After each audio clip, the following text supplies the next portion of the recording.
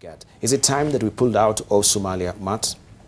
No, absolutely not. I don't think that withdrawing Kenyan troops from Amazon would make Kenya any safer, and it wouldn't make Somalia any safer. Yes.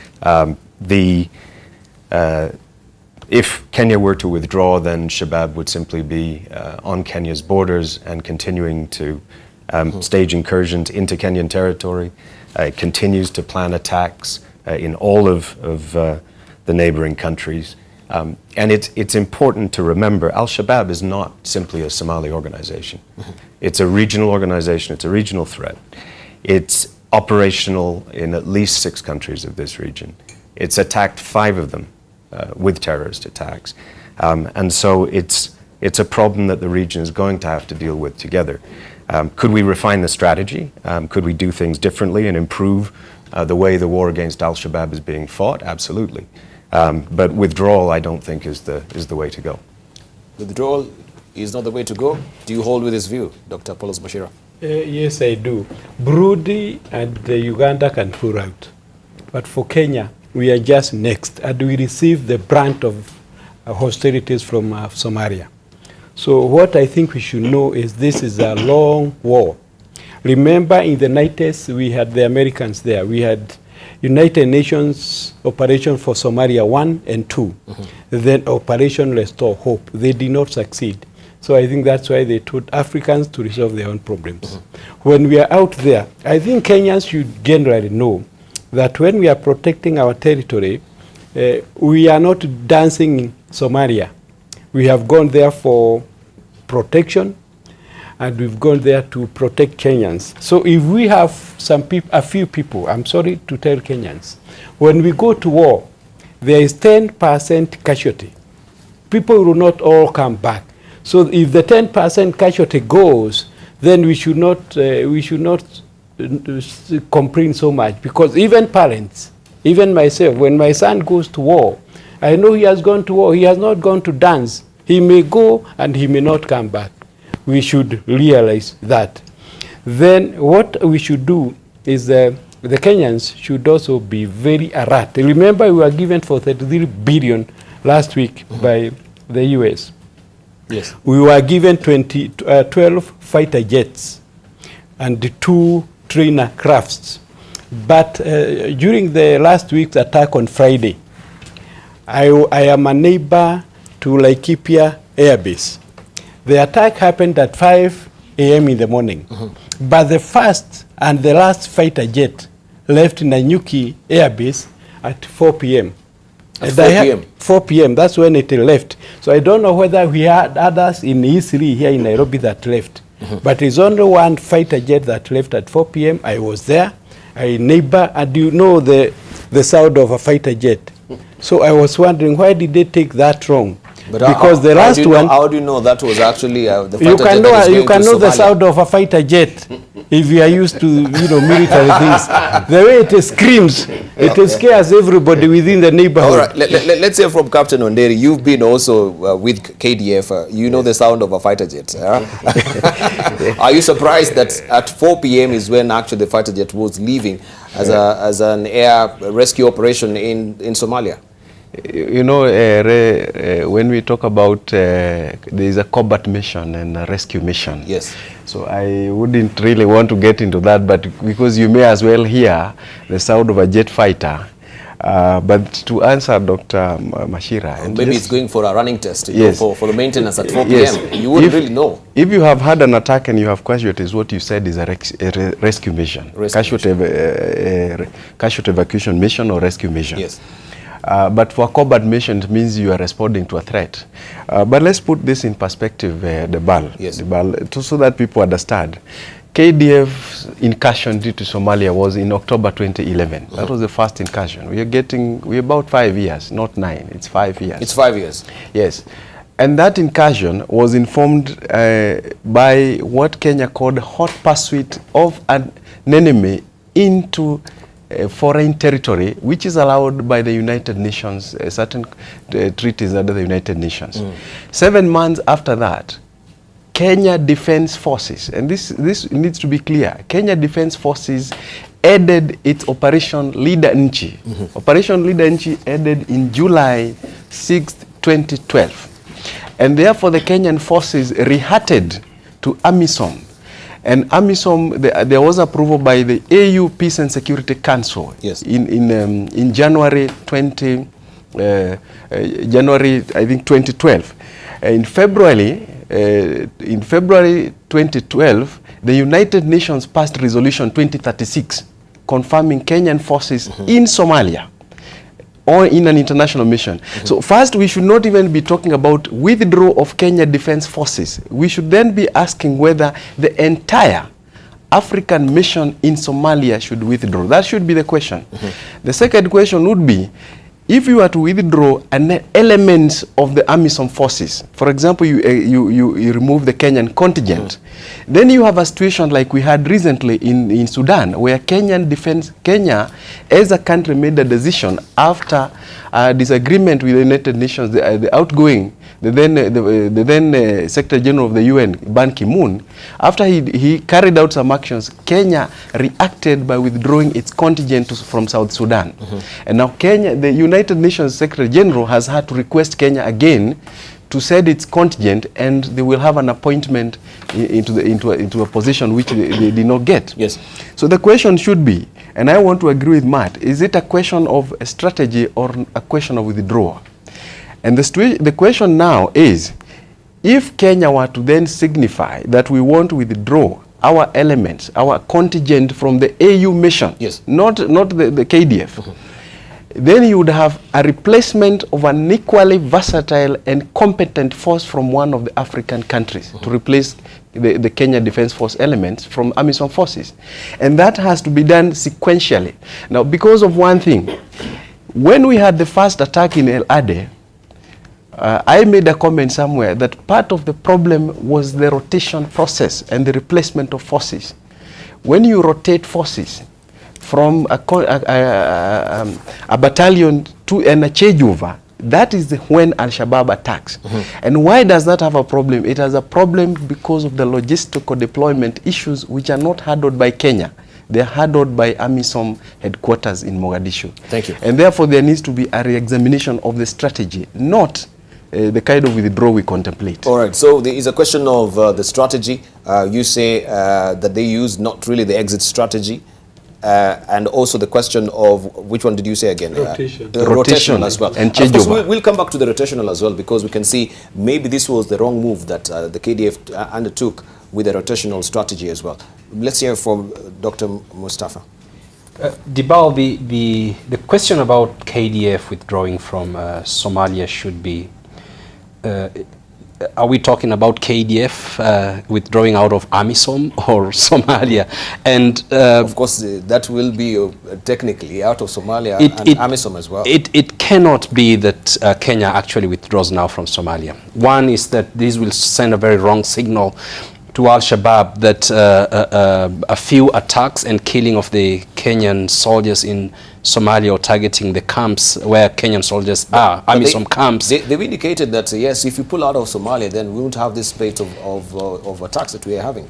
That is a prime solution they want. Well, that is debatable. What we need to understand is that terrorist groups like Al-Shabaab compensates for their lack of military might. And this is not a conventional warfare. It is asymmetric warfare. And so the asymmetries of military might, which advantages AMISOM, is something that Al-Shabaab wants to compensate by information asymmetry. And that's why they take this kind of spectacular attacks very seriously, sucks in the media, and the media will be asking and following about the numbers, how many died, and that is immaterial in as far as the asymmetric warfare is concerned. What needs to be done actually now is the opposite, is that AMISOM needs to have a surge in Somalia, so that they can control larger areas that Al-Shabaab are occupying. Right, but the effectiveness of AMISOM also is questionable. Professor Noah Midamba, first of all, we've had also President Uhuru Kenyatta expressing frustration that AMISOM is not fully funded. AMISOM do not have good regular structures as well. In terms of funding and from the African countries, they've been crying foul over this, because if you lack funding, of course, also that will effectively going to affect also your operation and structures as well. What do you reckon? First of all, our hearts and mind go to the fallen young men and women, Yes. who have gone at their prime age. I want to take a different tact on this issue, agree and disagree with my colleagues, and also in attempt to answer the question, Yes. whether or not we need to withdraw or not withdraw. There are several questions, and these are national questions that really need to be answered. What did our KDF planner learn from Elade attack Yes. a year ago? And AMISON or not AMISON, we talk about the national interest and territorial integrity of the country, Kenya. Yes. How strong was the defense? What information, if any, came through our KDF top brass combined with the Amazon? What were their response? Where was the reinforcement? How quickly was the standby unit ready to go? Mm-hmm. How many Kenyans died? How many enemies were eliminated? Mm-hmm. Why did it take hours for reinforcement to come, and almost 6 to more hours for air support system to arrive? We know by now that this attack happened at 5 o'clock. Yes. We know that the drone, which Kenya has right now, spotted 150 incoming suburb to attack our system. We know the KDF fire mortars on a tactical and made tactical retreat. We know that hours later, reinforcement came 18 kilometers away to join our forces. We know that Kilbiyu was manned by 15 KR battalion. We know that a day before an attack, or January 27th, commander had sent platoon of about 40 soldiers to scout the enemy. We know that at 6 o'clock, the drone noticed that there were more suburb coming.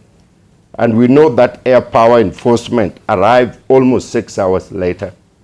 We also know that the Ade attack came in waves. The first wave, second wave, and the third wave. So all these are unknown. Now let's deal with the question of withdraw or not withdraw. Mm-hmm. There is no simple and easy answer to Somalia's situation. We cannot maintain the status quo the way it is right now, nor can we afford to pull out of Somalia. Mm-hmm. What I want to recommend to the nation and also to the strategic planner is we need to make a tactical withdrawal. Kenyan forces need to make a tactical withdrawal to our border so we can reinforce our border. We need to declare 50-kilometer parallel a no-go zone for any armed group or anybody. We need to involve major intelligence within Somalia, and I'm coming to the last one. Right. Can we leave it at that then? We'll hold on to that just so that we can hear about strategy, because you've raised a lot of issues. I'm talking about strategy now. Yeah, okay, let me just finish. I have one or two more. We need to use drone 24 hours a day. And lastly, we need to build the military strategy and the police station all within the border and within the striking minutes of that striking point. Thank you. You talk about rotational strategy, and I think, Captain Wanderi, you've raised this. And I want to ask you also, Matt, because you've done also an extensive study of the reinvention of Al-Shabaab and their strategy as well. First of all, do you think that we remain none the wiser as a country, that despite the fact that we had all the red flags raised before, we had also the propaganda video going forth, and we had people who are inside the video saying that it's not a matter of how, but when we will attack. And secondly, that was an intelligence enough, right, that they should be on the lookout. And then secondly, the fact that we had also some troops from Mombasa, they're saying with that rotational of the troops as well, could that have been, you know, the tripping wire for this particular attack in Kolbio? Well, Debarl, I'd put things in perspective. It's, I mean, it is useful and it's necessary to re-examine a specific operation, a specific attack, what went wrong and the lessons we can learn from it. But first we need to recognize this is the 4th attack of its kind. It's not only Kenya that's been targeted. Burundi, Uganda, Ethiopia and Kenya twice have been attacked. I'm so sorry, the 5th attack of its kind. And soldiers are going to be killed. I mean, the intelligence, the tactical intelligence about Al-Shabaab's preparations for that attack clearly could have been improved. Defenses should have been more robust. But the fact is that over the course of several years, as my friend said, we should expect casualties. Kenya, AMISOM is fighting a war. Mm-hmm. Al-Shabaab's specific tactics, if we look at what happened, it's not just learning from El Ade.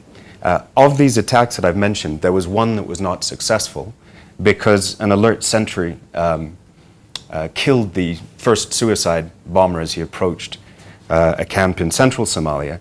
The vehicle blew up outside the camp. And Al-Shabaab, in the darkness, didn't seem to realize that the attempt to breach the perimeter had failed. So they attacked a well-defended position and they were driven off. The lessons to learn from that are perhaps better obstacles to prevent vehicles actually reaching the perimeter, ensuring, since all of these attacks happen at dawn, that there is really a stand-to at every base at first light to be prepared for these attacks. And the question of reinforcements, the fact is that Shabaab doesn't expect to fight for more than an hour. They don't bring enough ammunition, they can't sustain.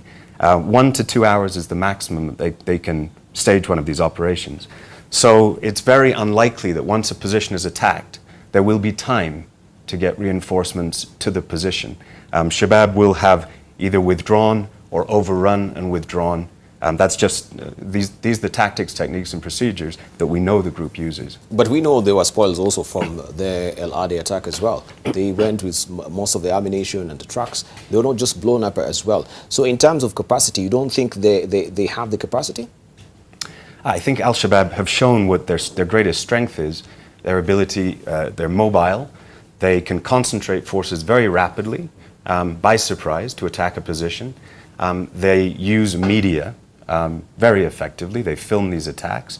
They put together slick propaganda videos in the aftermath of these attacks. But again, stepping back and taking the longer perspective, if you look at where we were in 2007 when AMISOM deployed, or 2010 when Kenya first became active, Somalia has changed a great deal. The situation on the ground is not the same. And there is progress. Right. Thank you. Let us hear from Dr. Apollos Mashira. Let's remember that when we are dealing with... Can you allow me to take callers, then we come to you, sir, if you don't lose your track of thought? We just when we are dealing with Al-Shabaab, let's know that we are not dealing with normal people. Thank you. Can we just take callers, then we'll come to you? Okay. Right. We have callers hanging on the line. We have Madenge and Robert as well. Let's just hear from our callers. Hello, good morning, Madenge. Good morning, habari zenu. Mzuri sana. Okay, mimi nilikuwa nataka kuzungumza mambo ya KDF. Kwanza mimi nilikuwa nataka kuuliza mpaka sasa hivi unajua hatujaelewa kwa sababu hii vita imechange. Sasa nataka kuuliza swali. Hii vita iko Kenya ama iko Somalia? Kwa sababu mimi naona kama sisi vita iko Kenya sasa. Hata si Somalia. Kwa sababu ya kitu ya kwanza mpaka sasa ni Wakenya wangapi wamepoteza maisha yao wakati wa hii vita, mpaka na Wasomali wacha wanene Wakenya wangapi mpaka wanajeshi pamoja na hawa raia ambao si wanajeshi. Okay. Tukiangalia mambo ambayo yametukia, tukianzia kwanza Garissa University, tukienda Rihadi, tukienda Westgate, ni Wakenya wangapi? Ama tukihesabu ni wangapi pamoja na hao wanajeshi ambao tumekufa? Tukienda nikiangalia Somalia hakuna mtu anakufa, Kenya ndio tunakufa na hizi vita sio zetu. Thank you, Madenge. Right, we have Robert as well hanging on the line. Good morning, Robert. Good morning, Robert. Hello. Yes, morning. You have a question or a contribution? Contribution. Please, very briefly, sir. Mimi nauliza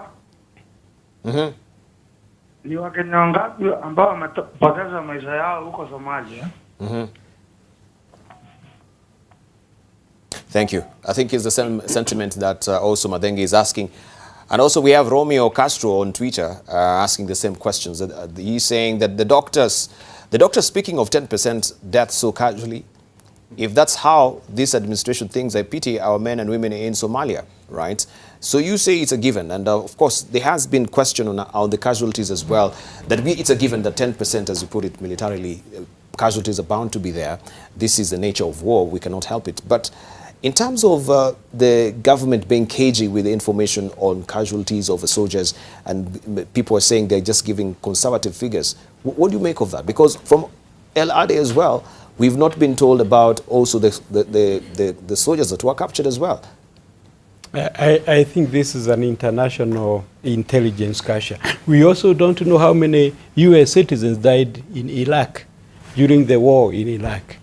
I think it's not good to give real figures because we are dealing with the international terrorism. For now, Al-Shabaab, these guys are ready to die. So that is the surprising bit of it. But my problem is it was generally known by the intelligence sources from the senior military officers that on 16th of this month, they will do a repeat of Al-Qaeda. So they only stayed 4 days before they went. They were very ready, and the information was known.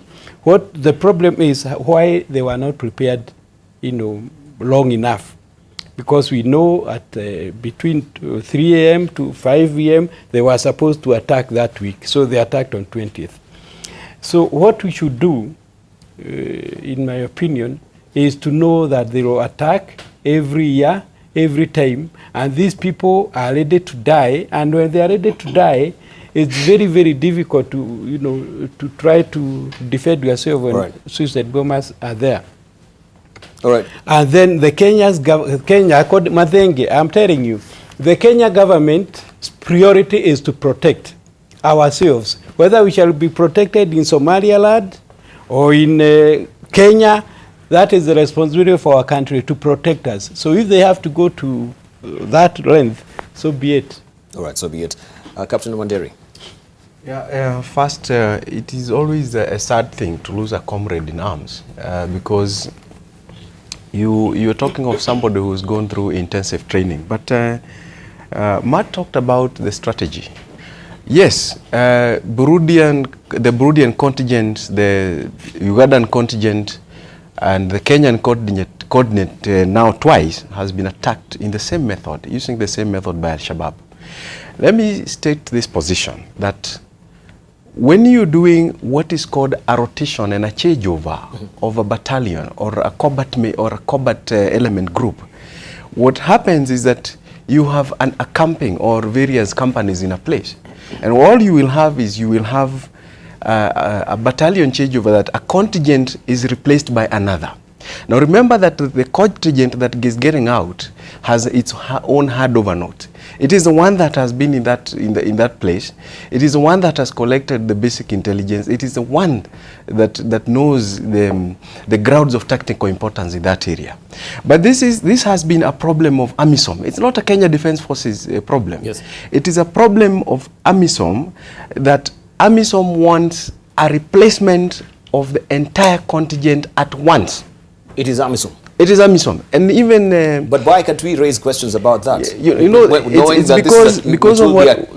Because of the funding and the way the forces operating under the UN ABIT, okay, operate, and it has also happened in other countries, where they want, because there are issues to do with medical cover for the people moving in, there are issues to do with their insurance when they are moving in.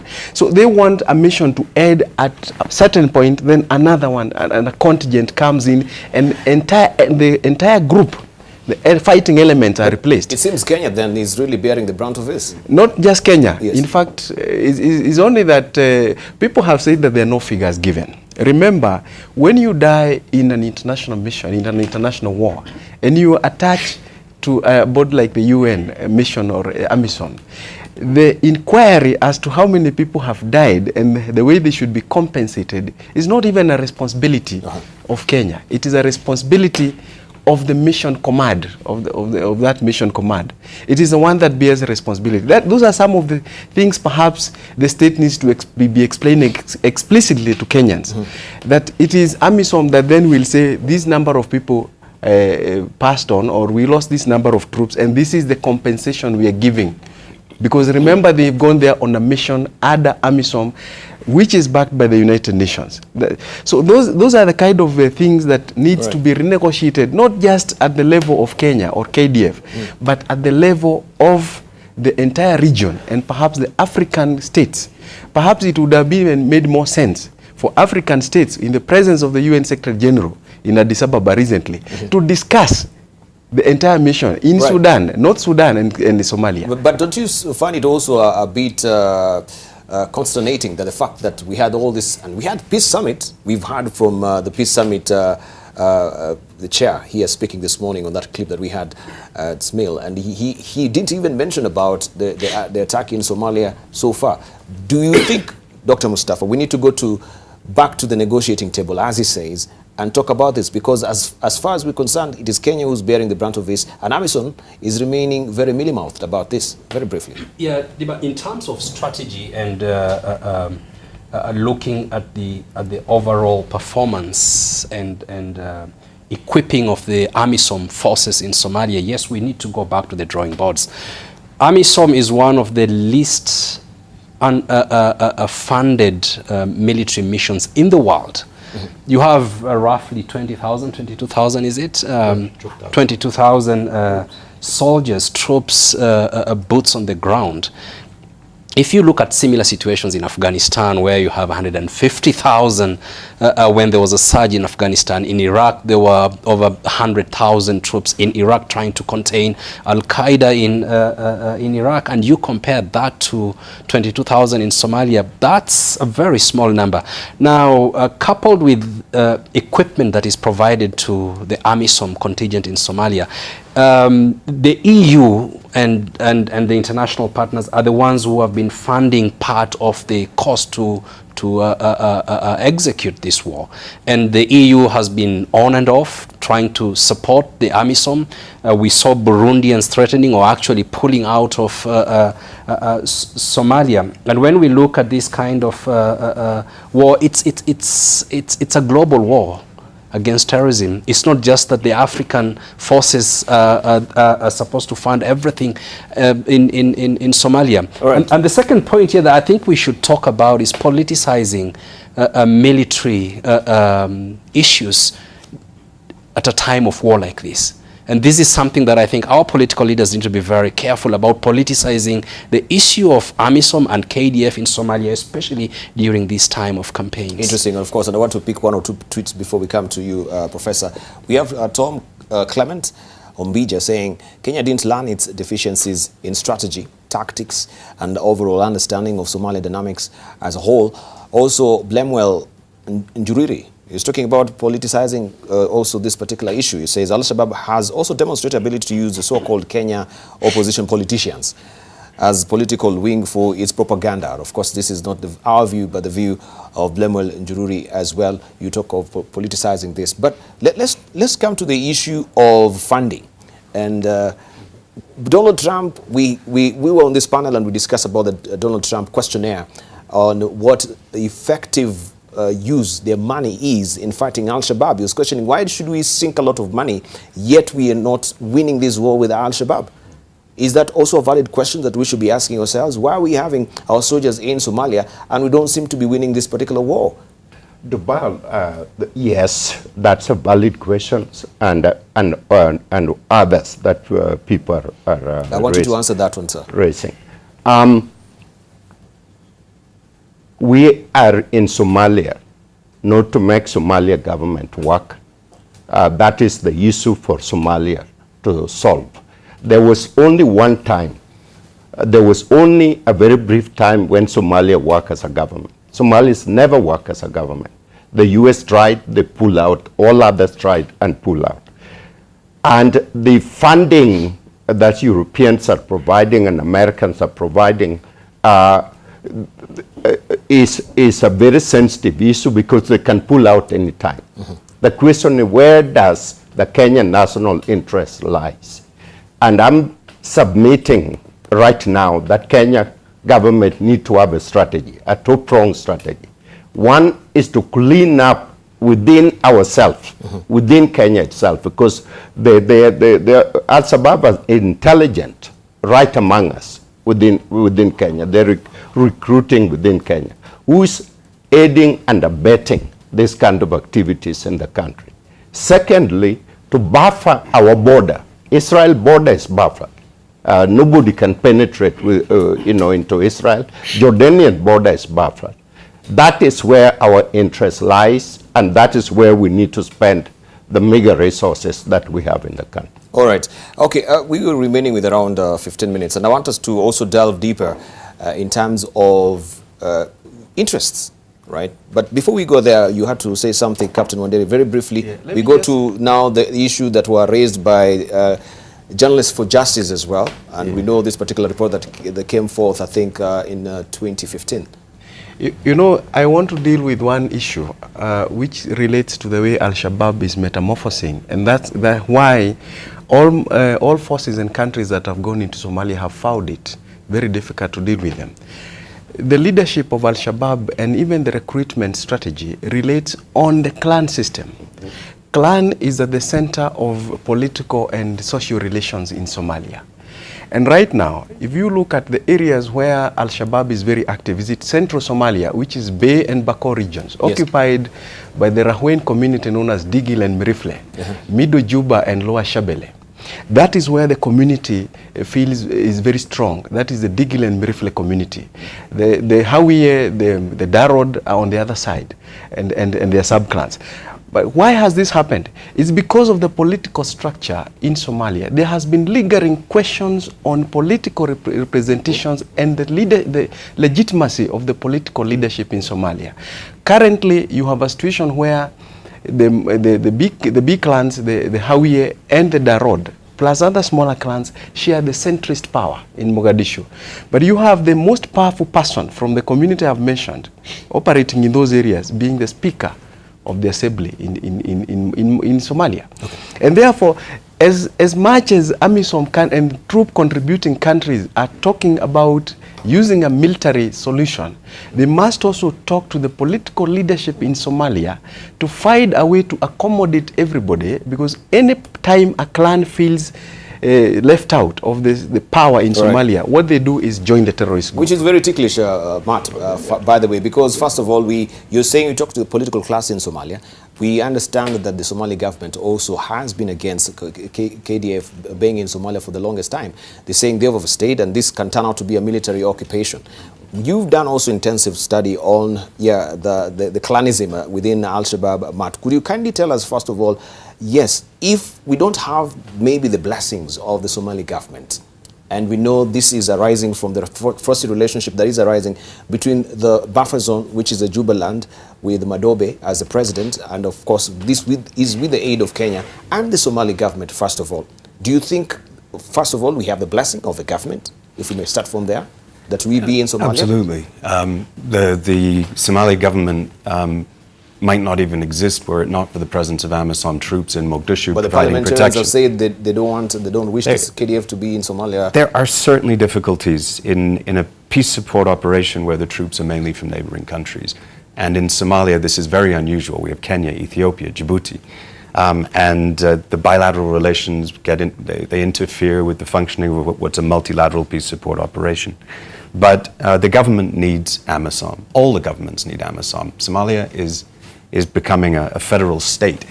And I think AMISOM has probably done almost as much as it can expect to do. It has provided space for the growth of the federal member states in Somalia. Jubaland is where the Kenyan contingent is operating. And these governments are making progress. They're developing their own forces. AMISOM cannot defeat Al-Shabaab on its own. This is going to be a Somali fight. And so I think the strategy needs to involve the transfer of responsibility over time from African Union troops to Somali forces. And that strategy is being rethought. There is a group called the S6, the major security contributors to Somalia, are looking at complete review of how to support the Somali security forces. much more sensitive to the political and clan issues that my friend has raised. This will obviously have to have the blessing of the government, but it will also need to be very closely coordinated with the troop contributing countries of AMISOM. We can't have the building of the Somali forces divorced from AMISOM, because this is going to be a continuum. As AMISOM draws down, Somali forces take over the responsibility. And I think the government recognizes that. The next government will recognize that. This is going to be several more years before we see Somalis able to take over the prime responsibility for this fight. All right, can we move on to the black and white, because we're remaining with 10, then we come to you, Dr. Apollos Mashira. This has been the report also from the Journalists for Justice, and I might just show you the cover of it. There you go, where you can see the black and white. Kenya's criminal racket in Somalia, Justice for Journalists, they came up with this particular report, and they're questioning, of course, the existence of KDF in Somalia. I will endeavor also to read just a snippet of it. But first of all, do you think that we've overstayed there because their interest, when we had this allegation of which KDF stoutly denied, that there's charcoal smuggling business that is going there, also contraband sugar as well in Somalia. Dr. Apollos Mashira. First, I wouldn't want to go there, that they are doing other business. They've gone there as military soldiers, and they are professionals. But just listen to what the report says before you say you don't want to go there, just, right? Because here we are talking about the sugar smuggling. This is from the report itself. And it says that sources from within KDF, Parliament and foreign embassies all described to JFJ, that is a Journalist for Justice, a situation in which a high-ranking military official is at the head of a smuggling network, which includes commanders of KDF forces within AMISOM, key figures in the ministries of defense, immigration and state house, and that this network enjoys the protection and tacit or cooperation of leaders at the highest echelons of executive and National Assembly. I think that is the budget economy Chief Justice Mutuga was talking about. That's why we have sugar coming through Northeast and being escorted by some of those defense officers. And that's why we are failing. But the actual thing... The objective of this war is divided. It's a mixture of misfortunes. All right. Okay. But my worry is, on Saturday, I'll be attending a funeral for one of the KDF soldiers who was killed in Kabuyok. Kulbiyo. Yeah, Kubio. And I know what will happen because I also attended another one for Al-Daida. He will come in a coffin. I think that in a coffin is not a casket, because we won't be allowed to see anything. They will come, they will do their military things, they will promise things, but nothing will ever happen. There is no compensation for the traumatized parents, because even Al-Daida, they were promised that the government will come, they will compensate them, but they disappeared and they have never come back. So even the people, the parents in Nyari, because most of these soldiers were from Nyari, the parents are going to suffer because we do not care. We are not humane at all when the KDF soldier dies in combat. Thank you. Let's go back to the issue of smuggling. And Captain Wanderi, you've been in the forces. Is this business Let me say this, operative in the forces? that the question of smuggling in the entire northeastern Kenya region is not just a matter that should now concern just the military. It's a matter that should concern our entire country for this reason. We share a very long border with Somalia. You also need to understand that the clan and the people across the borders, I have served there, and the first thing they tell you is that the people are one. The religion is one. The soil is one. The language is one. So how do you distinguish across the borders who belongs to which side and who cooperates with which clan? Now, remember, as you go across Kenya, a clan will straddle either Ethiopia and Kenya, Somalia and Kenya, or Kenya and Somalia. And that is the trouble we have here. That definitely, for a very long time, there have been accusations and now counter-accusations. And I remember when the former commissioner of police, the Major General retired Ali, took power, took over the command of the Kenya Police Service, he did one thing, and it really affected a lot of people, and some people went to court. He actually demoted from command and actually dismissed a lot of senior police officers who were then in charge of police divisions in northern Kenya and along the border, because he said they were involved in smuggling. And this is a question we need to ask ourselves, as seriously as citizens. We have had for a very long time people even leaving Somalia and coming to Kenya, to the extent that the elements, the moment again you remember you cross the frontier into Kenya, you stop being the responsibility of any military force. You become the responsibility of the internal security force, which is the Kenya Police Services, the twin police services. We have had situations where there have been counter accusations against the security and defense forces, to the extent that if you go now along the road between Mwingi, Ukasi, all the way to Garissa, you have certain roadblocks now manned by the military, because there was mistrust as to whether the police force itself was really checking the things that are coming in. And coupled with that, with the high levels of police remaining in the Transparency International in Kenya as the most corrupt institution, then that puts a very dicey situation. So it goes back to yes, back to actually what we're talking about, corruption and security. Yes. Thank you very much. Let's hear from Dr. Mustafa, also as we're preparing our winding thoughts on this. What is the way forward then? Yeah, Deepa, wars are messy. There's no clean war, and smuggling, all kinds of contraband actually do happen. And the institutions that do investigate this kind of behavior ought to do a good job and give very objective reporting. I remember, I think the United Nations monitoring group also did do a report some times back, and a part of that report noted that Najib Balala and Ambassador Amina were funding Al-Shabaab because they did some harambe to a mosque here in Isli. And when UN reports put forward very wild allegations, then one has reason to question some of the reports that are coming out. And this is something that is important to note. There might be some truths in the reports that are coming out. And some of the issues that we are dealing with, smuggling, have been there for a very long time. And in a case like this, where there is ongoing war, then we actually expect that smuggling is going to increase. But the point here, Dibal, is that Matt alluded to this, is that this war is going to be very difficult to be won on account of military might alone. Thank you. On your closing statement as well, Naomi Damba. Deborah, we have to secure Kenya border. We cannot easily stop corruption. We have to declare 50 miles perimeter around Kenya, and no-go zone. We need to rethink about people who are securing our border, well-trained, well-disciplined, and we need to be able to deny those people, whether they're under armed forces or citizens, who are selling and trading and abetting corruption. Thank you. 30 seconds, Matt Bryden.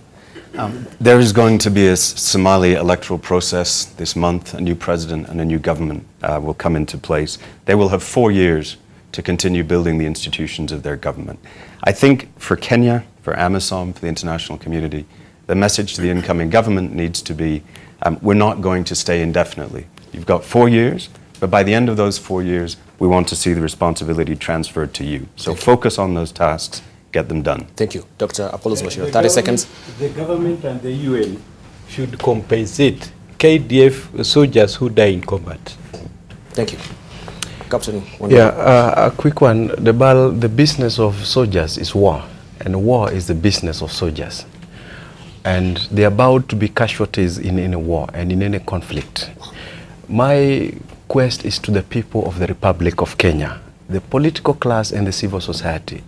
Please, for heaven's sake, do not demotivate and demoralize our security and defense forces in the name of adopting all manner of criticism, when you do not have the facts. Because anybody who has not been in the line of combat, like some of us have been, then you would not understand what happens when you're in the front line. Thank you. Yeah. Dr. Mustafa, briefly. More resourcing, Dibal, for the missions that we have in Somalia, and a more focus on ideological pushback on Al-Shabaab. Thank you.